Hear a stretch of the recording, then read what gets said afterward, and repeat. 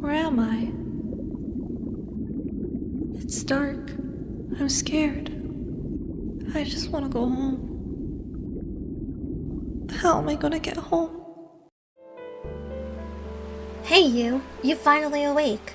You give me a lot of trouble already. Eh?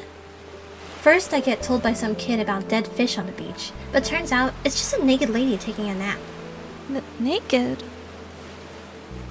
Look, just come with me. My shift is about to end anyways. I should have a clean set with me. Here, put this on. It's my school uniform.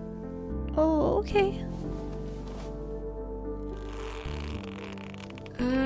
Yeah, no. You're definitely going to need a bigger size. We're going to have you borrow my sister's.